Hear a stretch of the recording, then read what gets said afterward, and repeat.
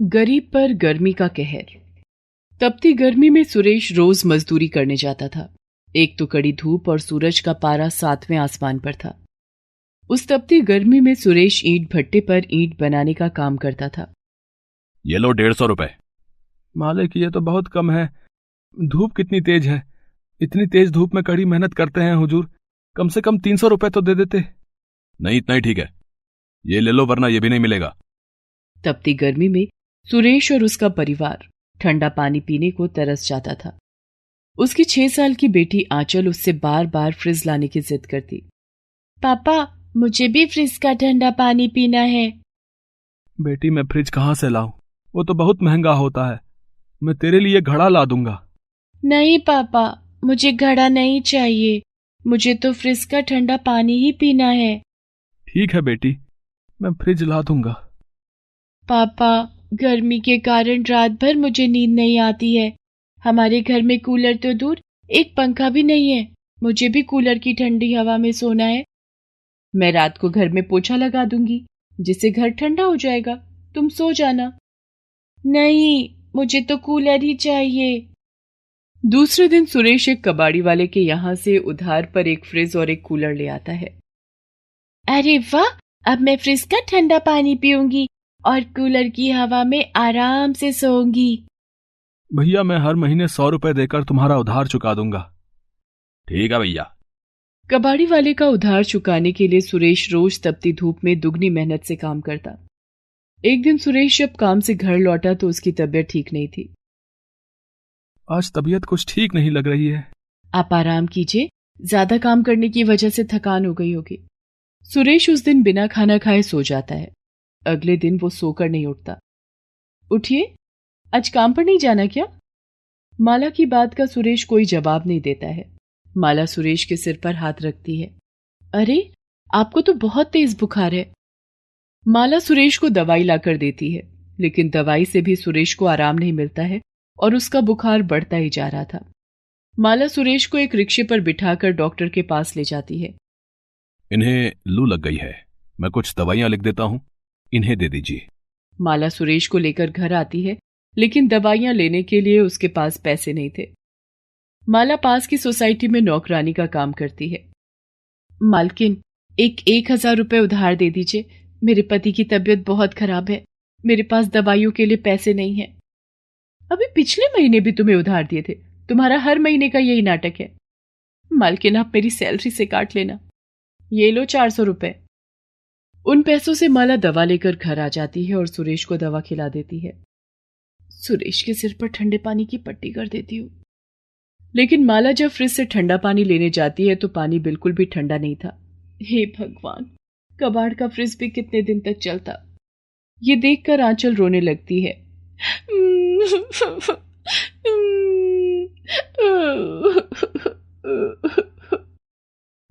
अब मैं ठंडा पानी कैसे पीऊंगी? कूलर ने भी दूसरे ही दिन दम तोड़ दिया था। घर में ना तो ठंडा पानी था और ना ही ठंडी हवा। सुरेश को ठीक होने में 2-3 दिन लग गए थे। ठीक होने के बाद वो बहुत कमजोर हो गया था। सुरेश काम पर जाने लगा। कहाँ जा रहे हो? अभी आपकी तबीयत ठीक नहीं हुई है। काम पर तो जाना पड़ेगा, नहीं तो मालिक काम से निकाल देगा। लेकिन वही हुआ जिसका सुरेश को डर था। 4 दिन से तुम काम पर नहीं आए, अब आने की कोई जरूरत नहीं है। ऐसा मत बोलिए मालिक, मैं भूखा मर जाऊंगा। ये तो छुट्टी करने से पहले सोचना चाहिए था। मेरी तबीयत बहुत खराब थी मालिक। लेकिन मेरे पास अब तुम्हारे लिए कोई काम नहीं है। मालिक की बात सुनकर सुरेश घर लौट आता है। दूसरे दिन वो काम ढूंढने के लिए घर से निकल पड़ता है। अपनी बीमारी के कारण पहले से ही कमजोर हो चुका सुरेश सूरज की तपिश सह न सका और रास्ते में ही चक्कर खाकर गिर जाता है। उसके आसपास लोगों की भीड़ लग गई थी। पानी, पानी। लेकिन किसी ने भी सुरेश को पानी नहीं दिया। उसके आसपास खड़े लोग उसका वीडियो बनाते रहे और थोड़ी ही देर में सुरेश ने दम तोड़ दिया। सुरेश की मौत की खबर सुनते ही माला की तो जैसे दुनिया ही उजड़ गई। गर्मी का मौसम उसकी जिंदगी पर कहर बनकर टूटा था। आंचल को समझ नहीं आ रहा था कि पापा कुछ बोलते क्यों नहीं। वो सुरेश की लाश के पास जाती है और माला से कहती है, माँ, पापा इतनी गर्मी में भी इतने आराम से कैसे सो रहे हैं? पापा कब उठेंगे माँ? आंचल सुरेश की लाश को झकझोरती है। पापा उठो ना पापा, देखो ना फ्रिज और कूलर दोनों ही खराब हो गए हैं, मुझे ठंडा पानी पीना है। आंचल की इस हरकत को देखकर माला फूट फूट कर रोने लगती है और आंचल को गले से लगा लेती है।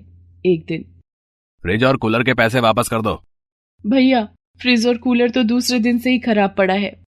मुझे नहीं पता, मैंने तो अच्छा सामान दिया था, मुझे मेरे पैसे चाहिए। ठीक है, मिल जाएंगे पैसे, कुछ दिन की मोहलत दे दो। सुरेश के गुजरने के कुछ दिनों के बाद माला काम पर जाती है। आ गई? कहाँ गायब थी इतने दिनों से? मालकिन, मेरे पति मुझे और मेरी बच्ची को अकेला छोड़कर चले गए। इतना कहकर माला रोने लगती है। अच्छा अच्छा, ठीक है ठीक है, ज्यादा नाटक करने की जरूरत नहीं है। घर काफी दिनों से गंदा पड़ा है, साफ कर दे। और किचन में जूठे बर्तन पड़े हैं, उसे साफ कर दे। और हाँ, ये सब करने के बाद बाथरूम में कपड़े पड़े हैं, उन्हें धो देना। माला अपने साथ आंचल को भी लेकर आई थी। इसे क्यों लेकर आई हो? अब लाई हो तो इससे भी कुछ काम करा लो। ये तो अभी बहुत छोटी है, इससे काम नहीं हो पाएगा। काम नहीं हो पाएगा तो क्या यहां मुफ्त में एसी की हवा खाने आई है? चल बाहर जाकर बगीचे की सफाई कर दे। मालकिन 6 साल की आंचल के हाथ में झाड़ू देकर उसे बाहर बगीचे में भेज देती है। बाहर बगीचे में कड़ी धूप होने के कारण आंचल माला के पास आती है। माँ, बाहर बहुत गर्मी लग रही है माँ। तू पेड़ की छांव में बैठ जा मेरी बच्ची, मैं आकर सफाई कर दूंगी। आंचल बाहर पेड़ की छांव में बैठी थी कि तभी उसे बाहर आइसक्रीम वाले की आवाज सुनाई पड़ती है। आइसक्रीम वाले, आइसक्रीम वाले। माँ, मुझे आइसक्रीम दिला दो, मुझे आइसक्रीम खानी है। बेटा, मैं तुझे बर्फ का गोला खिला दूंगी, तू बाहर जाकर पेड़ की छांव में बैठ जा। माला की आंखों में आंसू आ जाते हैं। हे भगवान, किसी को भी ऐसे दिन ना दिखाना। माला की मालकिन के 3 साल का बेटा राजा और 10 साल की बेटी पलक थी। पलक स्कूल गई थी और राजा घर में खेल रहा था। मालकिन घर में ब्यूटी पार्लर वाली को बुलाकर अपना फेशियल करा रही थी और माला की बेटी आंचल बगीचे में पेड़ की छांव में बैठी आइसक्रीम वाले को निहार रही थी कि तभी मालकिन की बेटी पलक स्कूल बस से घर आती है और बस से उतरते ही पलक बेहोश होकर सड़क पर गिर जाती है। आंचल ये देख रही थी। वो फौरन दौड़कर माला के पास जाती है। माँ, बाहर कोई सड़क पर गिर गया है। माला दौड़कर बाहर आती है और पलक को गोद में उठाकर घर के अंदर ले आती है। माला पलक को उसके कमरे में लिटा देती है और मालकिन को बताती है। हे भगवान, क्या हो गया मेरी बच्ची को? पलक का शरीर बुखार से तप रहा था। मालकिन पलक को गाड़ी में बिठाकर फौरन डॉक्टर के पास ले जाती है। माला और आंचल भी मालकिन के साथ डॉक्टर के पास जाते हैं। इसे लू लग गई है, डिहाइड्रेशन की वजह से शरीर का पानी सूख गया है। अच्छा किया इसे सही समय पर यहां ले आए, वरना कुछ भी हो सकता था। इसे अस्पताल में एडमिट करना होगा। हे भगवान, अब मेरे बेटे का ख्याल कौन रखेगा? मालकिन, आप फिक्र मत कीजिए, राजा बेटे का ख्याल मैं रख लूंगी। आप पलक बिटिया के साथ अस्पताल में रुक जाइए। ठीक है।